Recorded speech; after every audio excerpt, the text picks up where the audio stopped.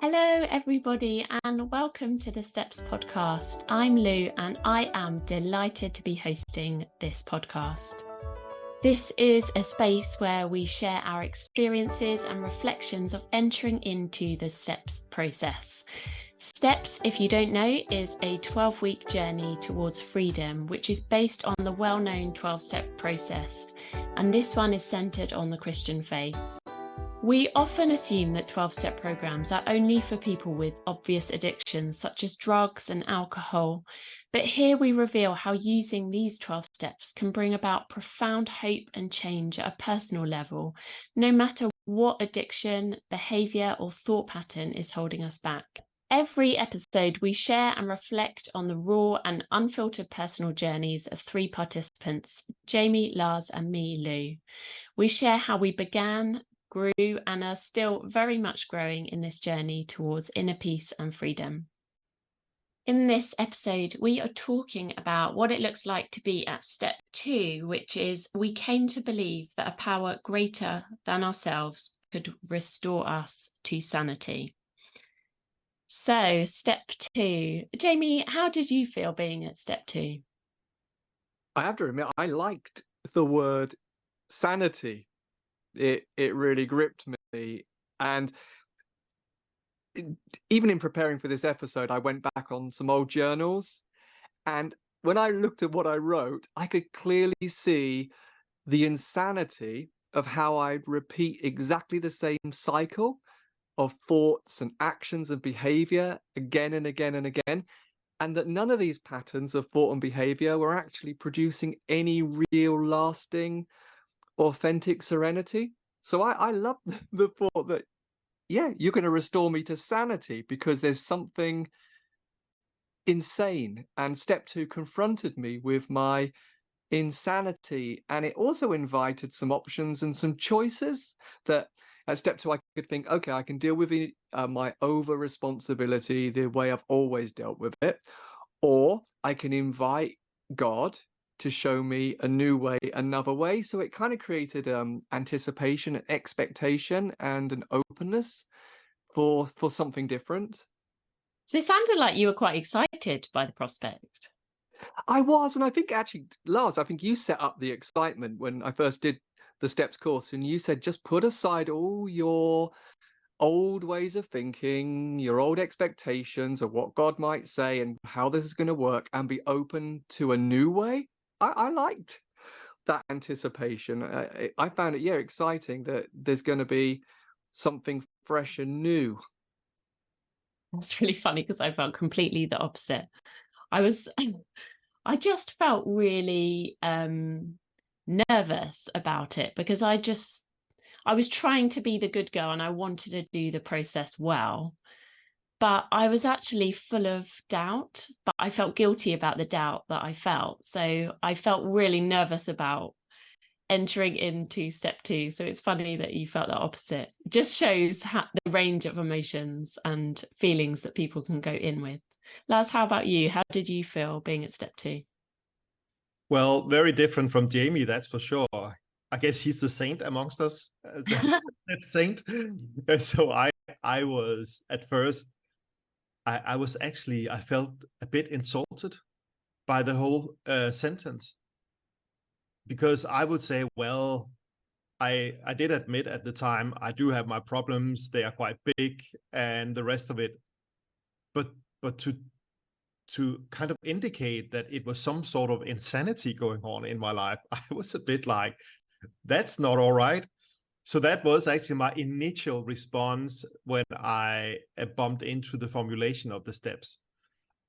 I was deep enough in my sense of powerlessness and need for help to not shy away because of this experience. So I kind of plowed on. And as I did that, I realized that the definition of insanity taken from Einstein, that it's repeating an action expecting a different result, that kind of made the penny drop for me. So I was a bit like, oh, I do see that kind of insanity going on in my life.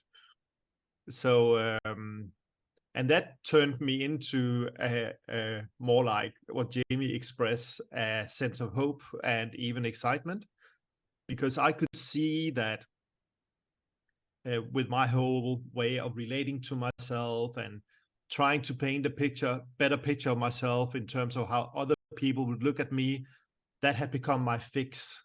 So if people in any way showed appreciation, recognition, or even admiration, then that was my fix. But it didn't last very long. And then I was back into trying to fix other people's opinion of me again, so I could have another fix. So I had realized that that was a really, really bad way of living my life. It was a vicious cycle, and I needed help to get out of it. So when I saw that this is really what this sanity, insanity business is about, then I became part of Jamie's club and found the excitement and hope related to the step.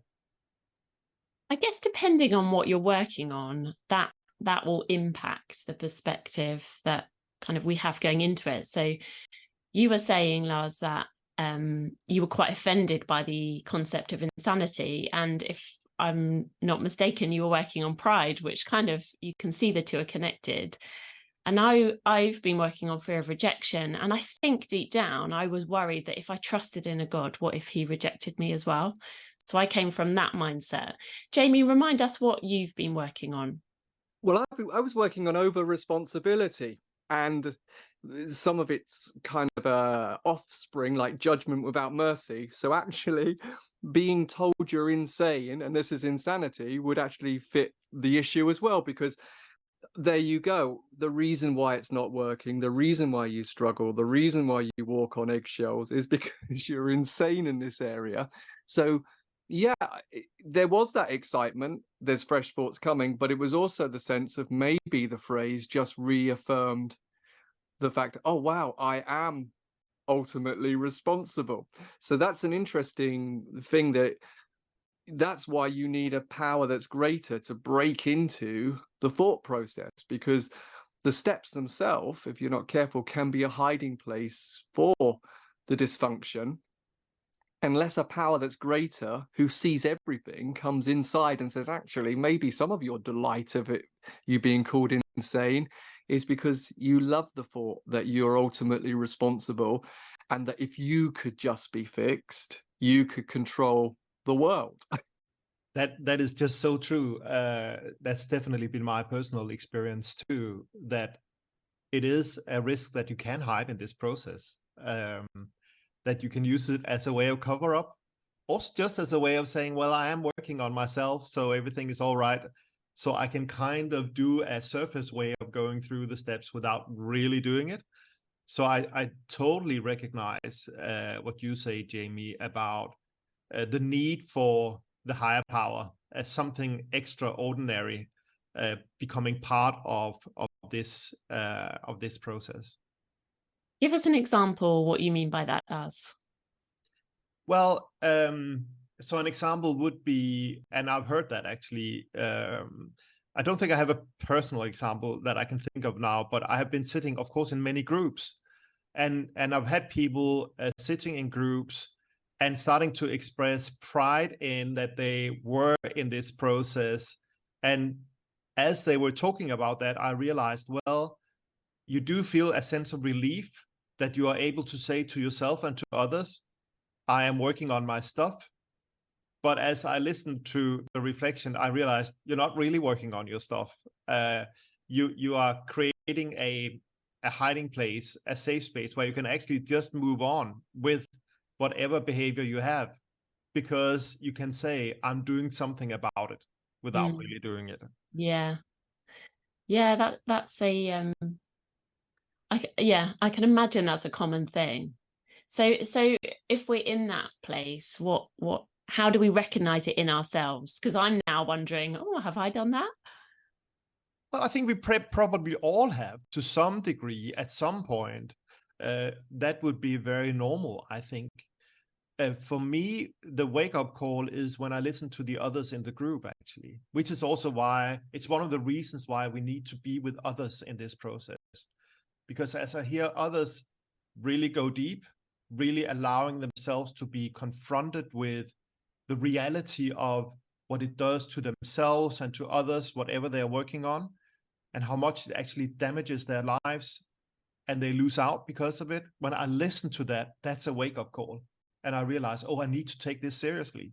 I have definitely had that experience a number of times sitting in the group where that has been a wake-up call for me. Oh, I actually need to wake up a little bit. I have been too loose in my way of relating to the step this week. So I have definitely had some of that myself.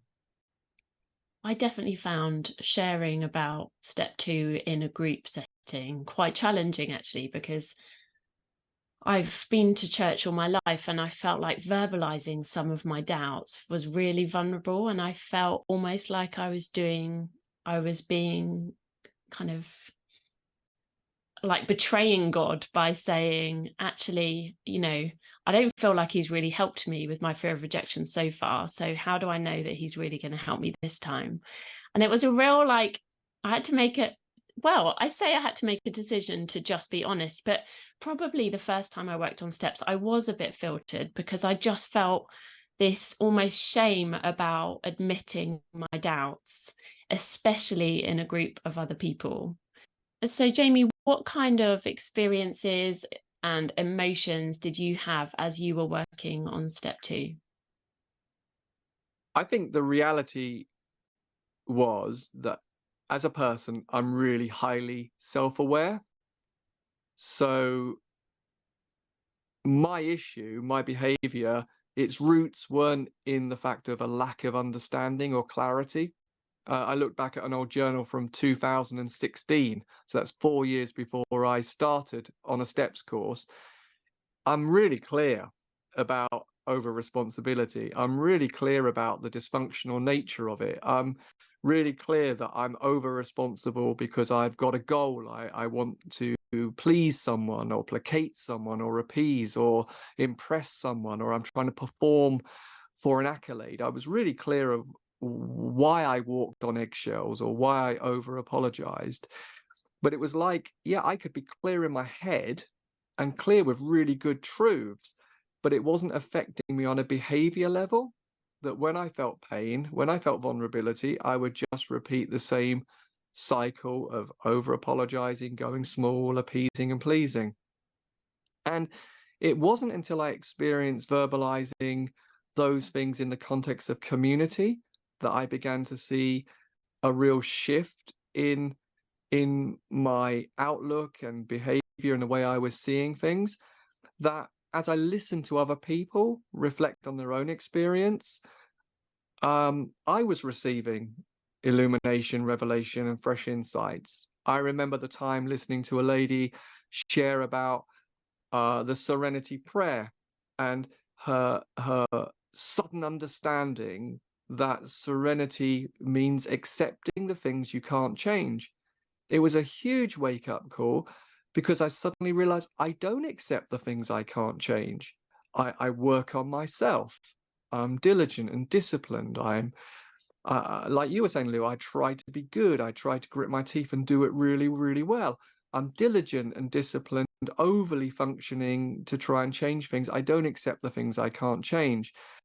That was an amazing thought that came from the outside to me.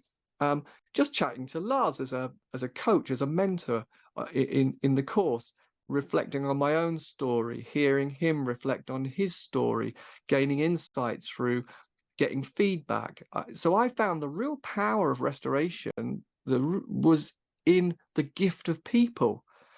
And I realized, actually, I was living a lot in my own head. I was trying to sort things in my own thought process. And I wasn't enjoying community in that kind of vulnerable, authentic way. And as I began to do that, I saw huge amounts of shift really begin to happen.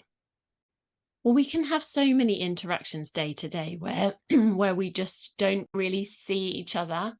And those contexts of sharing is where, when we are really vulnerable and saying what's really going on, I really identify with what you said, because I walk away feeling seen, even if no one's commented on what I've said.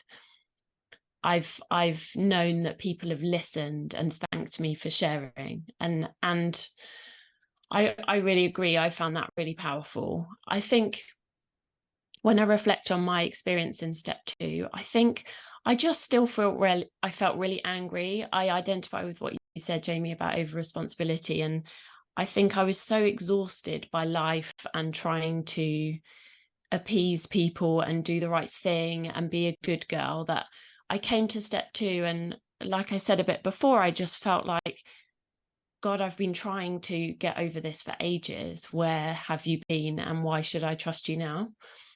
But kind of, I knew that there were more steps to go. So I felt a bit stuck about this, because I was like, oh, I need to get to step 3 at some point. So how am I going to resolve this? And so I had this kind of tension of wanting to be really honest about how I felt, but again, wanting to be the good girl and kind of be ready for step 3, if that makes sense. Lars, what would you say about your experience going through step 2? So I relate to much of what you guys have been saying, and so I did have a little conflict with my role, so to speak, because I was leading the church where we then did this first course that I was part of. So I had to kind of get over myself sitting in a group and talking about my doubts. That wasn't really in my job description, quite the opposite, actually. So that was an interesting thing. I was really helped, actually, by a guy that I knew from Sweden who was kind of a spiritual director. And he said to me and a group of us, he said, sometimes we really don't want to pray. Sometimes we are really displeased with the whole thing and we can't find faith for anything.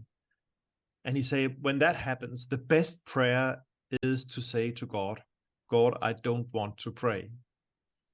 That I found really helpful. Basically what he said was, the honest prayer is the best prayer. And I think that's really the spirit of step 2. We become really honest about how are we actually viewing God. Because every person on this planet, whether it's an atheist or whatever, or a stout believer in Christianity, we all have a concept of God in our heads, a way of describing him or whatever, but there's also a heart level concept of God, and it's a heart level sense of God that decides what my relationship is really like. And that's really what is at play for me at step 2, that I start to realize there is a difference between my theory of God and then how I actually relate to him. And that is the beginning of a new journey, which is extremely exciting and very freeing in my experience. And it's also very challenging to have to get to grips with, oh, what I have thought for quite a while is necessarily the truth about how I relate to God. Totally. I remember the kind of mini breakthrough came on step 2 when I realized I didn't have to pretend I was ready for step 3 and pretend to surrender.